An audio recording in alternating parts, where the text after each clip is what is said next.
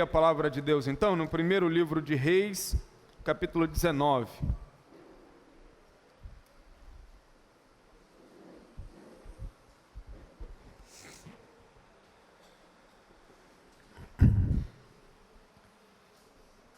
Queridos, essa seria a minha primeira mensagem no ano de 2016. Eu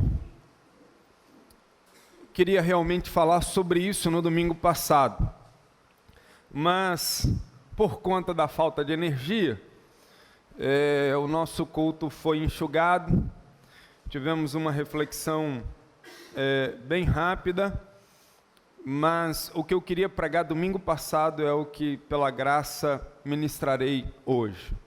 E eu sei que todo fim, início de novo ano, a gente senta sozinho com os nossos botões e a gente começa a conversar com eles sobre os nossos sonhos, os nossos projetos, os nossos ideais de vida. E não há nada de errado nisso, até estimulo você a fazer isso todos os anos. Só que não pode ficar de fora dos nossos sonhos para o ano ou para a vida, os projetos de Deus. E eu simplesmente fico assim para morrer quando eu vejo algumas igrejas que não desafiam os seus membros a uma proposta de vida que vá além de si mesmos. Essa proposta de igreja, onde convida-se as pessoas a virem apenas para receber milagres, apenas para receberem uma cura, para receberem uma vitória, e a única exigência que tais igrejas fazem é a exigência do dinheiro, da oferta. Queridos, isso é rasteiro demais.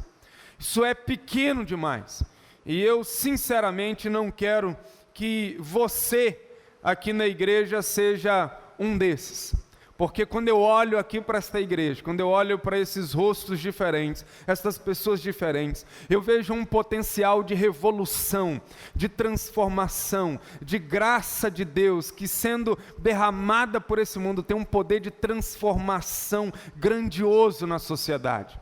Não foi à toa que Jesus disse que nós somos o sal da terra, a luz do mundo, o bom perfume de Cristo. Ele disse que nós somos o fermento que leveda toda a massa. Então, nesta noite, eu quero chamar você para fora da sua zona de conforto. Eu quero desafiar você a ser a mudança de Deus no mundo.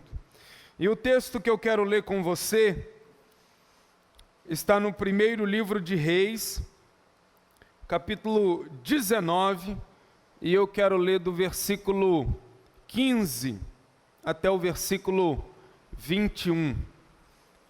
Diminui aquela cortina de vento ali para mim, está dando muito barulho aqui. Então, vamos ler. Disse-lhe o Senhor: vai, volta ao teu caminho para o deserto de Damasco, e em chegando lá, unge a Azael, rei sobre a Síria. A Jeú, filho de Ninsi, ungirás rei sobre Israel.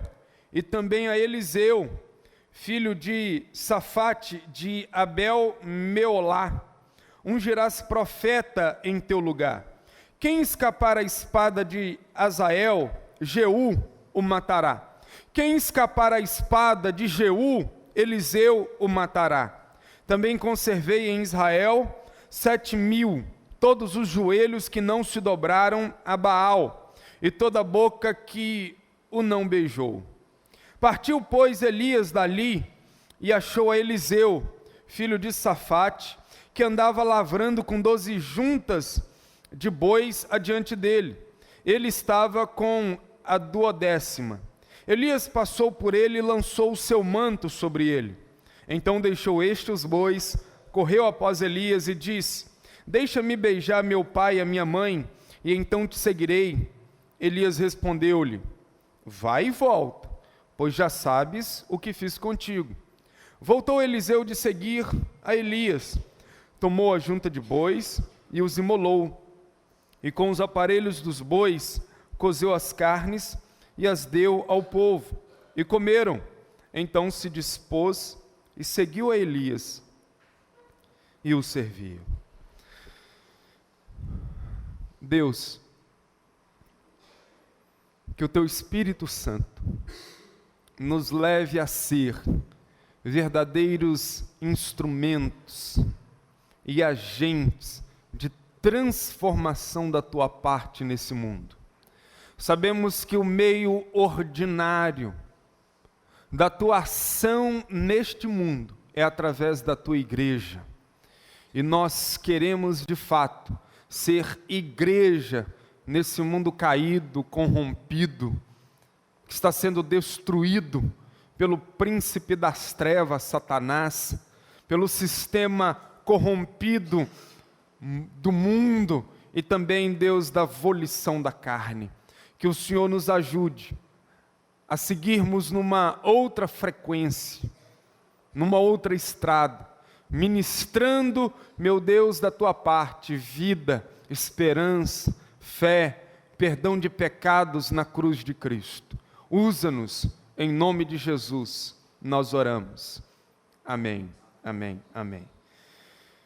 No dia 13 de agosto de 1727, houve um grande avivamento missionário entre um grupo de tchecos, refugiados na Saxônia, atual Alemanha, chamado de morávios. E o líder daquele movimento era um homem chamado Nicholas von Zinzendorf. E esta pequena igreja, ela enviou missionários para todos os continentes da terra e mudou o rumo da história.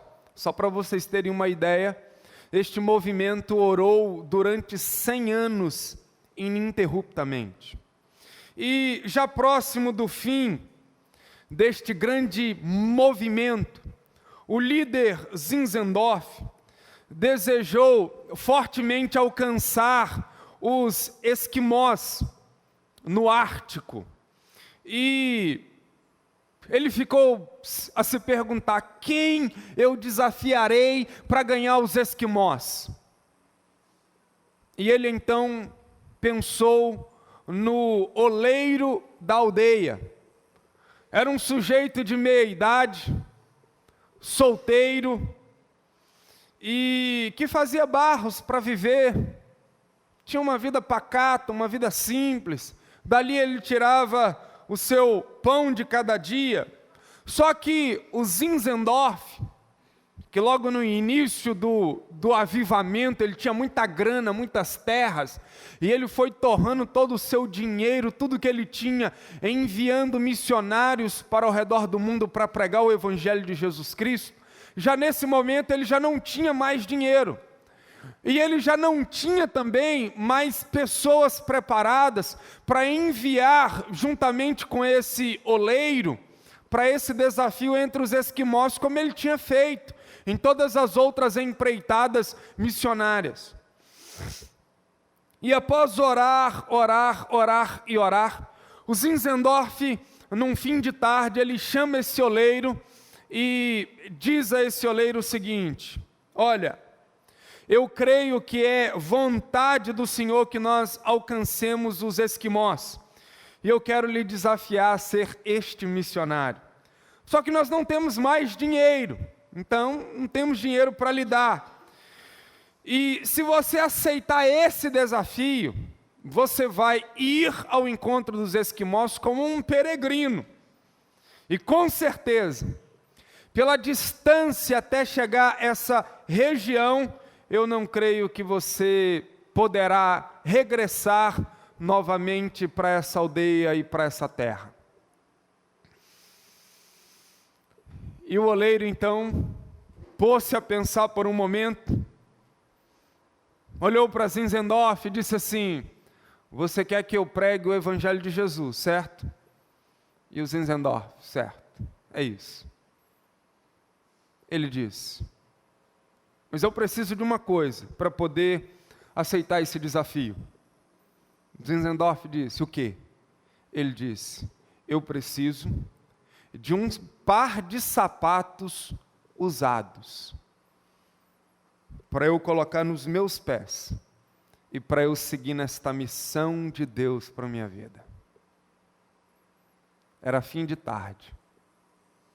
Zinzendorf conseguiu um par de sapatos usados. Deu a esse oleiro, um homem de meia idade. E na manhã seguinte, esse homem partiu rumo aos esquimós no Ártico. E pelo jeito, nunca mais regressou à sua terra. Nunca mais voltou àquela região. Para pensar um pouco. Olha a exigência do sujeito para tornar-se missionário e pregador do evangelho entre os esquimós. Um par de sapatos usados. Sabe qual foi o resultado disso? Por causa desse oleiro que foi ao encontro dos esquimós. Hoje, nós temos mais de 50% dos esquimós crentes no Senhor Jesus Cristo. Aleluia! Isso por causa da entrega de um homem simples, de meia idade, solteiro, que trabalhava como oleiro fazendo vasos, com barros, fazendo vasos. Homem simples. E ele foi a diferença de Deus no mundo dos esquimós.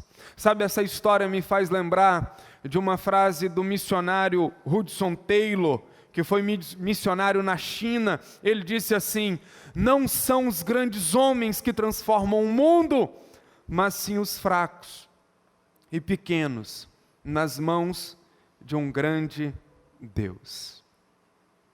Ao olhar para esse texto aqui, e para o personagem principal desse texto, Eliseu que na língua hebraica significa Deus é salvação, ou Deus, sua salvação.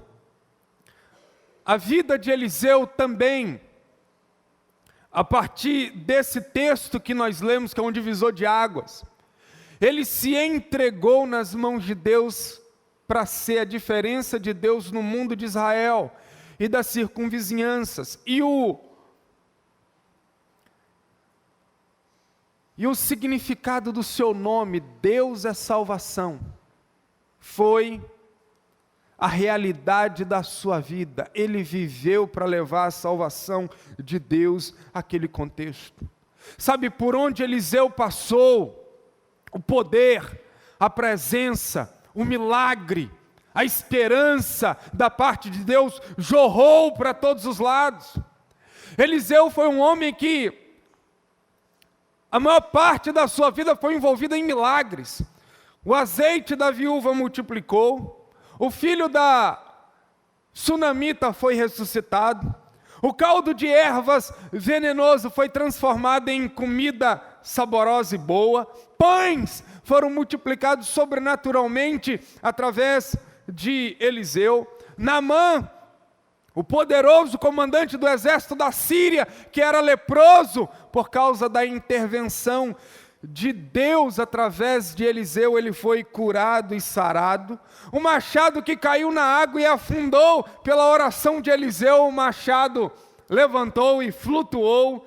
A cidade de Samaria, que foi invadida pelos carros da Síria, foram afugentados de lá por causa da visão sobrenatural de Eliseu. Então quase tudo que a gente tem registrado de Eliseu está vinculado a milagres, até quando ele morreu, não é? Ele morreu e passado muito tempo, era só os ossos de Eliseu dentro de uma cova, e eles então pegaram e jogaram um moço dentro daquela cova. Um moço morto, obviamente, um outro cadáver. Quando jogaram o cadáver daquele morto, e quando tocou o fundo então daquela sepultura e teve contato com os ossos de Eliseu, na hora que aquele morto tocou os ossos de Eliseu, ressuscitou. Imagina o Evandro numa cena dessa, irmão. Não, imagina o Evandro, meu Deus do céu, não ia ter moto 600 cilindradas para acompanhar o Evandro, não, isso ia disparar igual um desesperado. E aí, pronto, caiu, levantou vivo porque tocou os ossos de Eliseu. A vida de Eliseu foi marcada por milagres. Agora veja, tudo que eu falei sobre Eliseu poderia não ter acontecido. Se quando Elias passou por lá e jogou o manto sobre ele, se ele desse as costas e dissesse, não, Elias, eu sou boieiro, eu cuido de vaca, eu cuido de boi, eu sou um arador da terra, eu vou viver aqui como pecuarista e como agricultor, não, eu vou ficar por aqui, pode ir. Mas não, quando Deus chamou Eliseu para ser a diferença dele no mundo, ele aceitou, ele disse, eu vou viver, eu me entrego a isso, eu vou nessa. Então o chamado de Eliseu, a sua vocação profética, que mudou a existência dele, é um grande exemplo para nós, queridos. Porque a gente não pode viver apenas em função de nós mesmos, cuidando de bois, vendendo carros, dirigindo lojas, trabalhando como funcionário público, montando e vivendo como empresário. Deus quer muito mais de nós. E Eliseu é um exemplo vivo para nos tirar da zona de conforto. Tem uma frase do filósofo cristão C.S. Lewis, em que ele disse que o crente não nasceu para ser feliz, mas para amar. O crente não nasceu para ser feliz, ele nasceu para amar. Isso comunica que a razão de existir da nossa vida não está voltada para a nossa autossatisfação. Nós não devemos buscar meramente ser feliz, mas nós devemos buscar fazer Deus feliz. E se o crente não nasceu para ser feliz, mas para amar, será no caminho do amor que automaticamente ele encontrará felicidade. E isso o mundo não entende, porque quanto mais o mundo busca a felicidade, mais a felicidade corre deles. E quanto mais um filho de Deus busca viver no caminho do amor, mais a felicidade vem e enche a sua alma e ele vive em plena paz. Então, querido, eu não quero, em nome de Jesus, que você viva uma vida acomodada, dizendo assim, pastor, eu já estou na minha idade estava esse oleiro, e mudou a realidade dos esquimós. Eliseu, nós não sabemos com quantos anos, talvez fosse jovem, e você está aí só pensando em ganhar dinheiro, só pensando em faculdade, só pensando em mais diplomas, só pensando em mais cursos, só pensando mais nisso, aquilo outro, quando Deus, nesse início de ano, quer fazer da sua vida um instrumento de transformação para a glória dEle. E aí, você pode ser a diferença de Deus no mundo onde você trabalha. Você pode ser a diferença de Deus no seu mundo familiar. Você pode ser a diferença de Deus lá no mundo do bairro em que você mora. Enfim, enquanto eu estiver pregando, que o Espírito Santo encha o seu coração de direção e orientação para o avanço do reino dele. Então eu creio em nome de Jesus que todos nós somos chamados a isso. E eu quero convidar você a olhar para a vida aqui de Eliseu, porque para ser a diferença de Deus no mundo, é preciso que a gente ouça algumas exortações espirituais. E a primeira exortação espiritual, tenha consciência do chamado divino. Ninguém fará diferença nesse mundo se não tiver consciência do chamado divino. Olha o versículo 16 aí. Está até ali na tela. Diz aí, Ageu, filho de Ninsi, é Deus falando com Elias. Ungirás rei sobre Israel.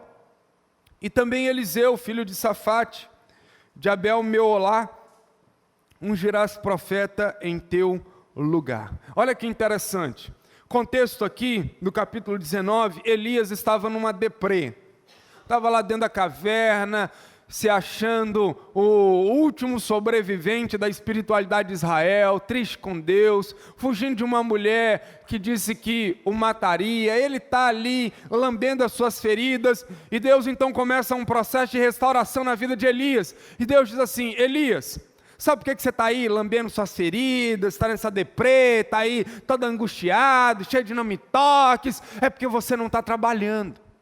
Então vamos lá, Elias, levanta, que eu quero que você saia para ungir pessoas que eu quero usar para a minha glória. E eu quero que você unja, um dos que eu quero, se chama Eliseu. E o Eliseu será profeta em teu lugar. Pô, isso aqui eu acho muito interessante. Porque veja, Elias está lá cheio de não-me-toques, oh meu Deus, eu me esqueci, me deixou, oh meu pai. Aí eu acho que ele pensou que Deus ia vir alisar o ego dele. Oh meu filho, tu és o cara, calma. Deus disse assim, ei, está fazendo ceninha? Beicinho? Então levanta, vai lá, unge Eliseu em teu lugar. Com Deus não tem esse negócio de que alguns líderes têm, vem cá, vou te dar um carinho, ô meu filho, não vai embora da igreja não, Deus está de frescura, sai daqui, unge Eliseu em teu lugar. Aí, o que a gente precisa observar aqui, é que o chamado para o ofício profético de Eliseu parte de Deus. Não é Eliseu que quer, não é Eliseu que busca esse lugar para ele, não, Eliseu está lá envolvido nas coisas dele, enquanto Deus está tramando nos céus algo poderoso para a vida de Eliseu. Sabe, às vezes você está aí só pensando na sua vida, nisso, naquilo, ganhar dinheiro dessa forma, viver daquele outro jeito, e Deus te trouxe aqui hoje, porque Deus tem um chamado para a sua vida, para fazer de você um instrumento da parte dele nesse mundo. Aí você diz assim, pastor, o que significa ungir? Ungir significa separar com um sentido especial para uma missão. E uma outra coisa que a gente precisa observar aqui, é que Eliseu não teve um chamado extraordinário, um chamado em que um anjo apareceu cheio de luzes, com uma voz angelical, e disse assim, Eliseu, Deus dos altos céus, está chamando você para uma missão. Não, tem nada disso. Não tem luzes caindo, não tem um show pirotécnico, não tem nada de espetáculo. Eliseu está lá no campo, Elias passa por ele, joga o manto, ele entende o que é e diz, Deus me chamou. Sabe, tem muitos cristãos que veem ano entrar, ano sair e nunca veste a camisa. E nunca se torna um evangelista. E nunca se levanta como líder, e nunca resolve assumir um ministério, e nunca diz assim, a minha vida será para a glória de Deus. E se escondem desta maneira, porque dizem assim, não, mas peraí, peraí, Deus não me chamou. Não teve nenhuma mulher que deu um streamlick para o lado e disse, assim diz o Senhor. E aí me encaminhou, não teve? Não teve nenhum anjo que apareceu do céu e disse, Deus nesta noite está te separando para esta missão. Então, se nada disso aconteceu, é sinal de que Deus não me chamou. Eu não tive nenhum sonho revelacional, e no meu sonho Deus me chamando para ir para uma determinada região, então eu não estou chamado. Não. Eu preciso dizer para você, que a maioria dos chamados de Deus para nós não vem dessa forma, são chamados simples, é uma voz de Deus na nossa consciência, é um despertar de Deus no nosso coração, é uma mensagem como essa em que Deus começa a falar com você e de repente você vê uma determinada realidade e é Deus falando ao seu coração.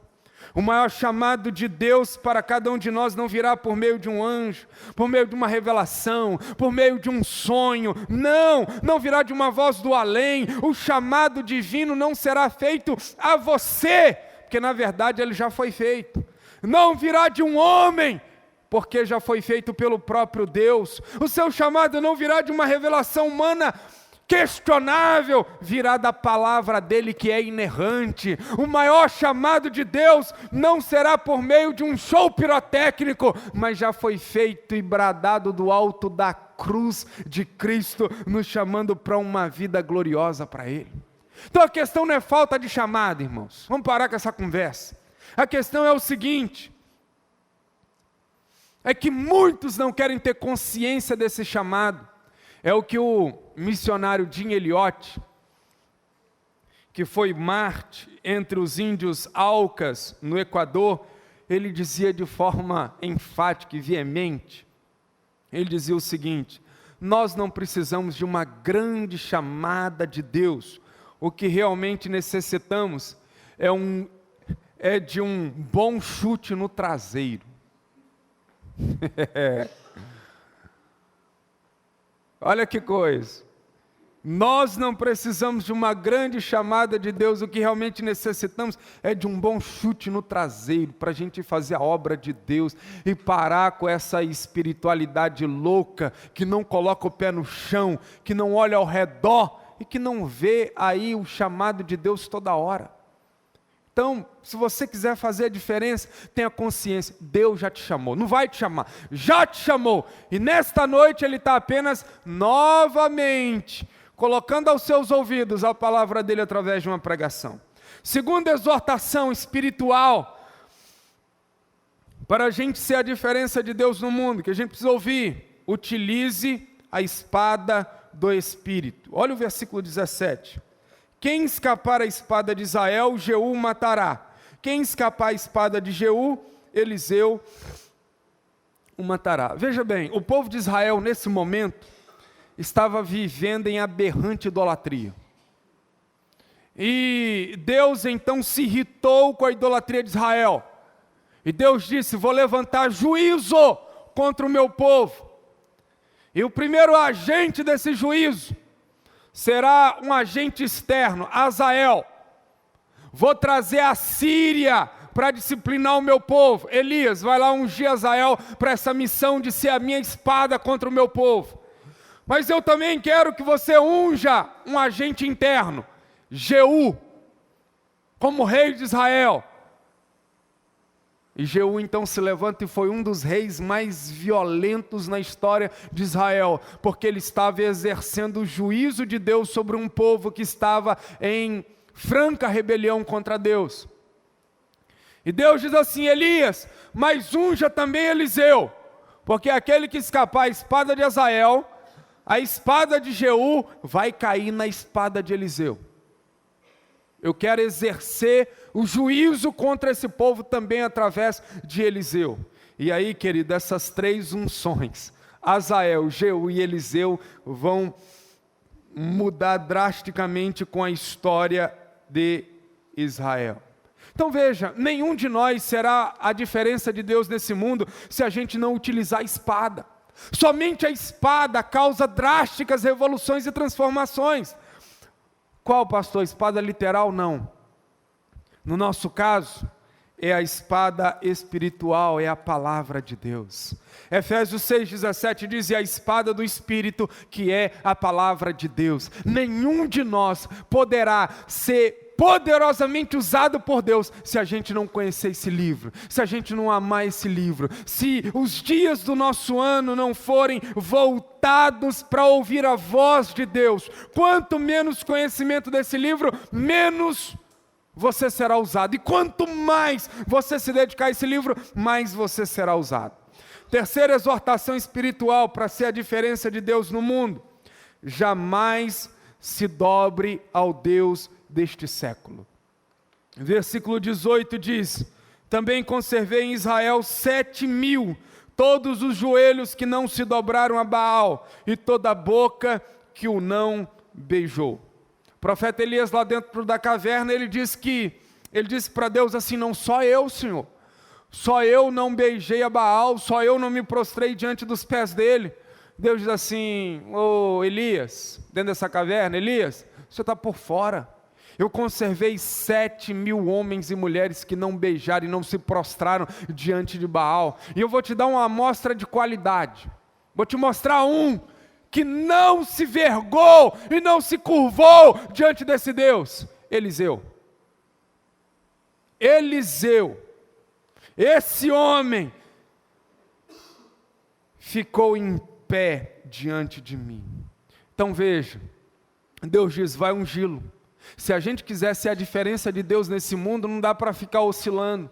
Uma hora a gente dá um beijinho em Baal, uma hora a gente dá um beijo em Deus. Uma hora a gente se prostra diante de Baal, uma hora a gente se prostra diante de Deus. E esse Baal, o Deus deste século, pode ser o hedonismo.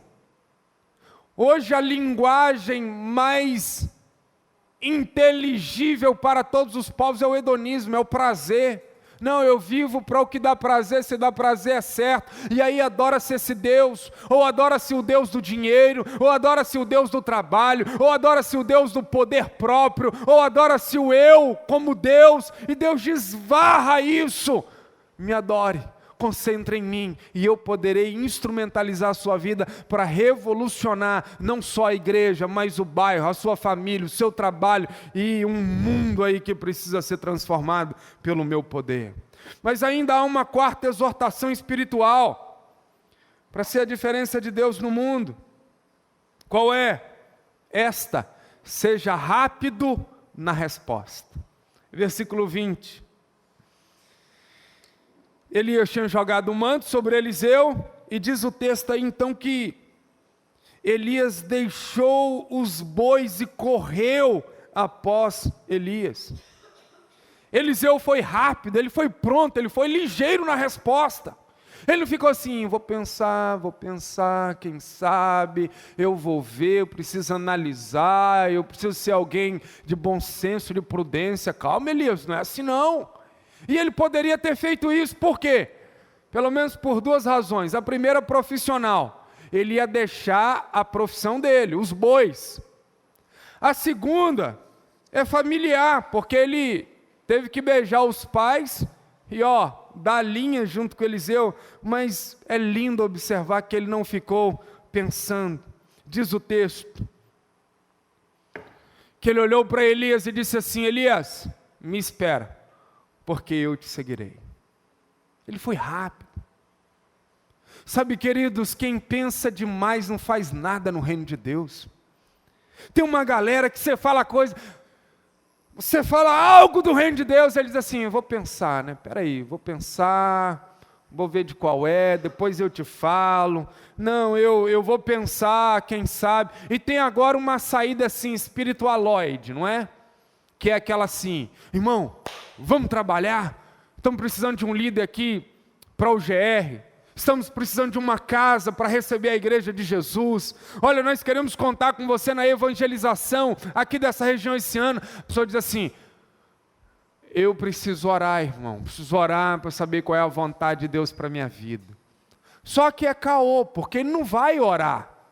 A oração é só para dizer assim, para você não ficar me perturbando, eu vou sair pela tangente. Então eu vou orar. Disse tudo e não disse nada. E ainda brincou com Deus. Porque não vai orar coisa, não. Isso é um enrolation. Não é barato. Ah, querido. É hora da gente ser meio inconsequente. Dizer, Deus, para ti eu vou. Vamos orar à meia-noite, mas eu tenho que acordar às 7. Senhor, eu não vou nem pensar em quantas horas eu vou dormir. Eu quero estar aqui nessa reunião de oração que vai ter na sexta-feira, porque eu quero estar contigo. Sabe, parar de ficar calculando tudo e se entregar. E eu espero em nome de Jesus que esse ano seja o ano em que você vai sair daqui hoje dizendo, sim, sim, sim, eu estou nessa, eu estou dentro. Custe o que custar, eu vou entrar nesse negócio para a glória de Jesus. Amém? A quinta exortação espiritual para ser a diferença de Deus no mundo. Queime tudo que concorre com o reino de Deus. Versículo 21.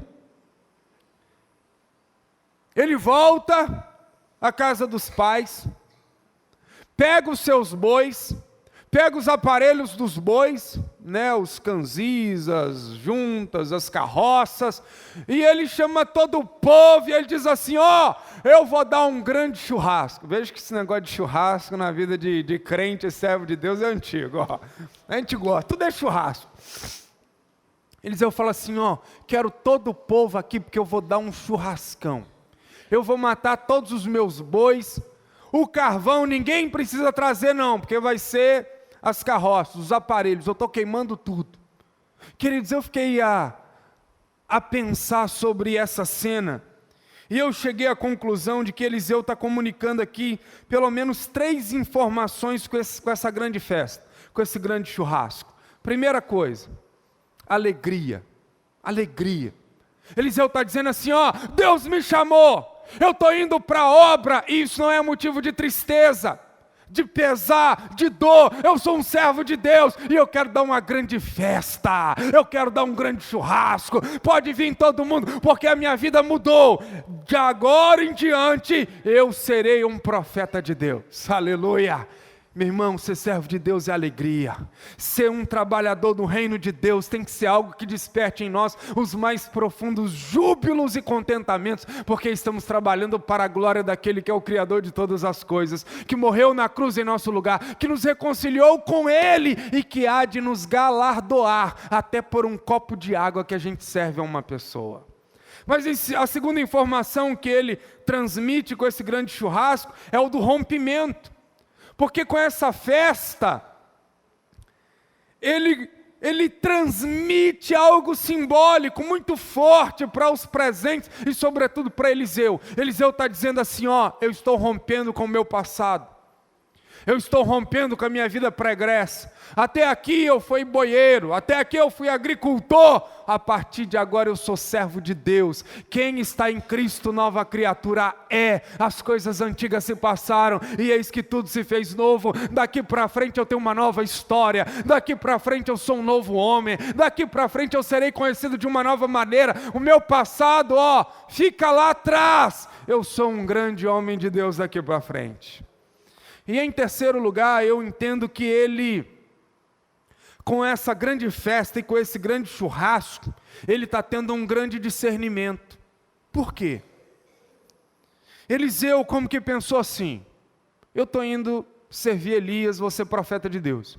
Mas se eu deixar os meus bois, as minhas carroças, pode ser que no primeiro problema que eu tenha com o profeta Elias, eu penso assim, rapaz, esse negócio não é para mim não, eu vou voltar. Se eu enfrentar um problema, uma dificuldade, aí eu tenho o quê? Eu tenho os bois, eu tenho as carroças, eu tenho uma junta de bois. E aí, os bois e as carroças poderia ser um retrovisor na vida de Eliseu, que ia fazer com que constantemente, diante de um probleminha ou de outro, ele ficasse olhando para trás. Seria uma espécie de chamado ao recuo, de chamado à volta. Ele diz, não, eu tenho um discernimento. Galera, churrasco, festa, estou queimando tudo, porque eu só tenho uma vida. E se eu tirar o V, só tem a ida. Eu não tenho caminhos de volta, eu não tenho passado, eu não vou retroceder. Com Deus eu só tenho uma caminhada, que é em novidade de vida, que é de fé em fé, que é de glória em glória. Eu só tenho o futuro pela frente, o passado não mais. Sabe, tem um monte de crente que está precisando dar um churrasco, hein? Está precisando dar um churrasco, está precisando queimar muita coisa na vida. Muito crente aqui está precisando queimar a junta de bois, queimar carroças, que significa o quê? Elementos simbólicos que toda hora ficam agarrando você. Você pensa em isso e diz, não, eu vou voltar. E ainda uma quarta coisa, eu falei 3, mas tem uma quarta coisa que ele comunica com esse churrasco, é a prioridade. Ele diz, a prioridade não é mais os bois e nem as carroças. A prioridade agora é servir a Deus e é estar com Ele para a sua glória e para o seu louvor. A sexta e última exortação espiritual para ser a diferença de Deus no mundo: torne o serviço cristão o seu estilo de vida. Versículo 21, então se dispôs e seguiu a Elias e o servia. Interessante a gente observar que o serviço estava no sangue de Eliseu. Primeiro ele serviu aos seus pais, trabalhando com os bois, com as carroças. E agora, corre no sangue dele o serviço, só que agora direcionado ao profeta Elias. Porque talvez ele podia pensar assim, o manto caiu sobre mim? A partir de agora, quem tem a última palavra sou eu. A partir de agora, quem é o grande profeta em Israel sou eu. Aí Deus diz, não, peraí, Eliseu, devagar. No reino de Deus, ninguém começa por cima. Para ser o primeiro, tem que ser o serviçal. Eu vou te usar, mas primeiro eu preciso quebrar algumas coisas na sua vida, quebrar o orgulho, quebrar a prepotência, quebrar a soberba, quebrar talvez a síndrome do poder. Eu quero fazer de você um servo, vai servir Elias. E a gente não sabe exatamente quanto tempo Eliseu serviu a Elias, até que Elias fosse trasladado ao céu. Mas alguns arriscam a dizer que passou-se 11 anos. Não sei, mas se foi 11 anos, olha o tempo em que ele serviu, até que Deus dissesse assim: Elias, agora vem você, porque Eliseu está pronto para ser o líder em Israel. Então veja, nenhum de nós fará diferença no mundo se a gente não tiver essa disposição em servir. Quero servir a Deus, eu quero participar do ministério de louvor. Então começa varrendo aqui o altar, começa limpando os instrumentos, começa a dizer para os irmãos: olha, pode deixar comigo, eu quero servir, eu quero chegar mais cedo, ligar os cabos, o Hélito me ensina nisso. Eu quero ser um líder de GR. Primeira coisa, vai tornar-se um membro. Agora eu quero ser treinado toda terça-feira desse ano. Vou estar aqui, vou ser treinado com o pastor Elton a partir de fevereiro, nesse treinamento da liderança, porque eu quero servir. É assim que começa a vida de um grande homem de Deus, uma grande mulher de Deus. E agora nós não servimos mais a Elias, a gente só serve a Jesus Cristo, amém, queridos? E essa é a diferença que nós vamos fazer no mundo. O grande avivalista do século XVIII, John Wesley, nos deixou uma profunda reflexão sobre o serviço. Ele disse o seguinte: faça todo o bem que puder, com todos os recursos de que dispuser, de todas as formas que puder, em todos os lugares que puder, sempre que puder, a todas as pessoas que puder, enquanto você puder. A gente chega a ficar tonto, não é? De tanta informação. Faça todo o bem que puder, com todos os recursos de que dispuser, de todas as formas que puder, em todos os lugares que puder, sempre que puder, a todas as pessoas que puder, enquanto você puder. Eu quero concluir essa mensagem falando sobre a ex-jornalista do New York Times, Sophia Miller, que após a sua conversão na década de 40, por um grupo de pessoas que fazia evangelismo de rua lá em Nova York, olha aí, ó, a inspiração para o Geração Luz. Essa mulher foi ganha por pessoas que faziam evangelismo de rua lá em Nova York. E assim que ela entregou o coração a Jesus, Sophia Miller começou a orar assim: Deus, mostre-me o que o Senhor quer que eu faça da minha vida. Senhor, o que o Senhor quer que eu faça da minha vida?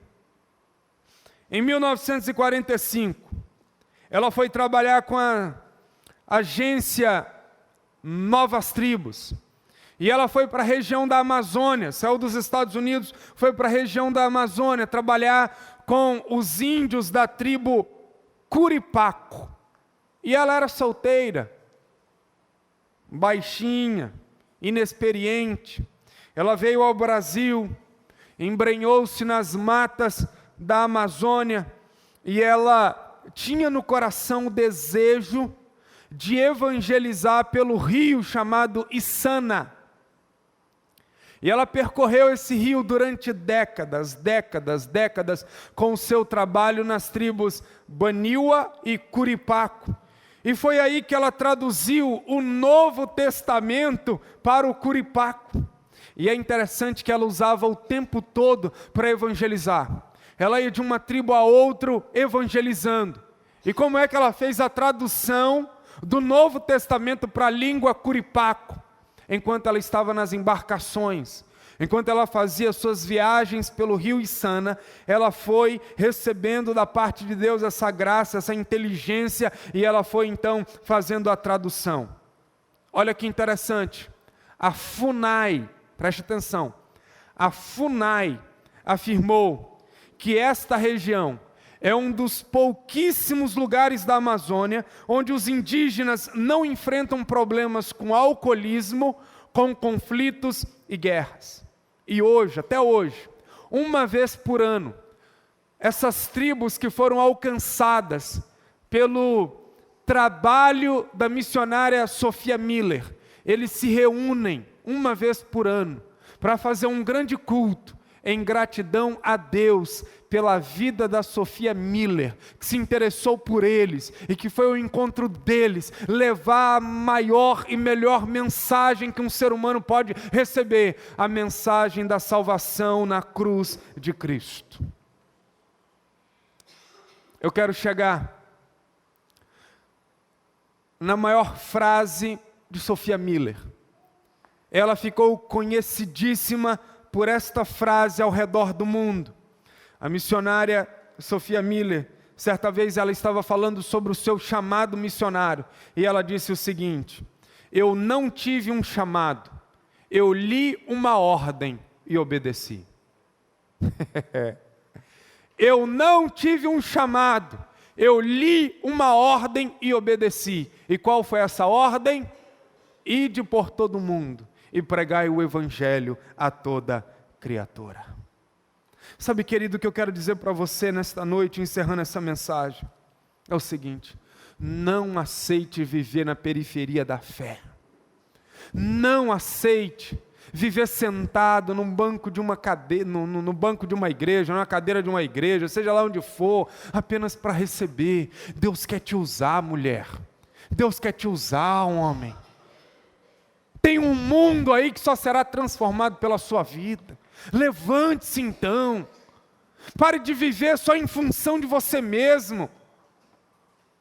Eliseu abre mão de todas as coisas para servir a Deus, e tem gente que está abrindo mão de Deus para servir a todas as coisas para si mesmo. Levante-se hoje. Levante hoje e diga assim: não, eu vou viver para a glória de Deus. E eu poderia falar muitas situações em que você pode ser usado, mas o Espírito Santo nessa hora está falando ao seu coração. Está falando com você sobre o trabalho com crianças, está falando com você sobre o trabalho entre drogados, está falando com você sobre o trabalho aqui na igreja com os GRs, está ministrando ao seu coração sobre a liderança. Deus está falando com você sobre o teatro, Deus está falando com você sobre o evangelismo de rua, Deus está falando com você sobre planos que Ele tem, e que você é o único que pode exercer a glória dEle neste lugar. Buscai, pois, em primeiro lugar o reino de Deus e a sua justiça, e as demais coisas nos serão acrescentadas. Vamos ficar em pé e vamos orar em nome de Jesus. O missionário Jim Elliot, que eu citei agora há pouco, ele também disse o seguinte: viva de tal maneira que quando chegar o momento de morrer, não tenha mais nada para fazer senão morrer. Queridos, essa noite eu sonhei que eu havia morrido. Sonhei que eu tinha morrido. Morri, mas a minha alma estava vagando por aqui. E no sonho, eu estava muito preocupado com algumas informações que eu devia passar para minha mulher. Mas no sonho, eu fui tomado por uma consciência que eu carrego comigo. Já compartilhei com alguns irmãos aqui da igreja. Sabe qual é a consciência que eu tenho? É de que quando eu chegar ao céu, e eu vou chegar lá, não por meus méritos, mas pelo sacrifício de Cristo na cruz do Calvário em meu lugar. E quando eu me deparar com Jesus Cristo, ressurreto e glorificado, e o abraçar, e então ser conduzido por Ele ao paraíso, as coisas gloriosas que lá tem, eu creio que a minha consciência ainda será tocada pela ideia do: por que eu não fiz mais? Por que eu não me entreguei mais? Por que eu não me doei mais? Por que eu não consumi cada gota de suor da minha vida para a glória desse Deus? Sabe, queridos, e essa consciência lateja tanto em mim que ela veio para o meu sonho desta noite, eu pensando, vou me deparar com Deus, eu já sei que eu vou me arrepender por não ter trabalhado tanto para Ele. E eu não trabalho para ser salvo, eu trabalho porque eu fui salvo, e eu preciso ser grato a esse Deus que me deu o único e unigênito Filho dele na cruz do Calvário. Digno é o Cordeiro. Esse foi o lema entre os moráveis. Digno é o Cordeiro, e eles faziam assim, de todo o sacrifício. E eu quero que você, querido, ao longo desse ano, diante de um desafio, de um trabalho, você erga a mão e diga: digno é o Cordeiro de todo o sacrifício. Digno é o Cordeiro de Deus de todo o sacrifício. Levante-se, entregue sua vida, você que é jovem, a sua juventude, você que é adolescente, essa vida que você tem, você que é de meia idade, ancião, é hora de dar frutos para o Senhor Deus. Vamos fechar os nossos olhos e vamos orar. Faça uma oração de entrega aí. Fala com Deus: Deus, eu quero ser a diferença do Senhor no mundo da família. Esse ano, começa sendo um marido melhor. Talvez você é um marido grosso, estúpido, que sequer sabe cuidar de uma filha de Deus, e fala com Deus: Deus, eu quero ser a diferença do Senhor no meu casamento. Talvez você é uma mulher toda melindrosa, manipuladora. Começa aí sendo a diferença de Deus no seu casamento. Talvez você é um pai ausente que está entregando o seu filho aos cuidados do WhatsApp, do Facebook. Diga para Deus: Deus, eu quero ser a diferença do Senhor na minha família como um pai bom da tua parte, uma mãe boa da tua parte. Fala com Deus: Deus, eu quero começar a ser a diferença do Senhor aqui dentro dessa igreja, sendo alguém com fé, sendo alguém que acredita, sendo alguém que está à disposição para o serviço, para trabalhar com crianças, com adolescentes, com casais, na escola bíblica dominical, nos GRs, nas casas, no mundo. Falei com Deus: Deus, você é um funcionário melhor, vou chegar no horário, vou sair dentro do horário, vou trabalhar e não resmungar, vou fazer a diferença lá. Vai ser a diferença entre a galera do surf, vai ser a diferença de Deus entre os skatistas, você vai ser a diferença de Deus no mundo dos drogados, dos nóias, das mães solteiras que pelejam com seus filhos, e você vai ser uma bênção de Deus para ajudar essas meninas. Levante-se, querido, e diga: Deus, eu não aceito mais viver só para mim mesmo, deixando a minha agenda ser conduzida pelas coisas dessa vida. Não, eu vou entregar-me ao Senhor. O Senhor está falando comigo, há um chamado já na tua palavra e na cruz, e eu quero me render a Ele. Pai bendito, o teu Espírito Santo está entre nós, e nós não estamos mercadejando a tua palavra como tantos outros. Nós não queremos multidões de pessoas cegas, nós queremos pessoas conscientes entre nós, porque sabemos, Deus, que com 12 homens, o teu Filho causou uma revolução no mundo antigo, e somos até hoje alcançados por esse evangelho lá de trás. E se nós nos levantarmos como Paulo, como Pedro, como Tomé, se nos levantarmos como Dorcas, como Maria, também faremos uma grande diferença nesse mundo. Levanta Eliseus no nosso meio hoje, Pai, para a tua glória e para o teu louvor. Homens, meu Deus, que vão priorizar o teu reino. Homens que vão honrar, claro, o pai e a mãe, vão dar satisfação ao pai e à mãe do que estão fazendo com as suas vidas, mas não serão reféns da família, irão adiante nesse chamado que o Senhor tem para adolescentes e para jovens aqui.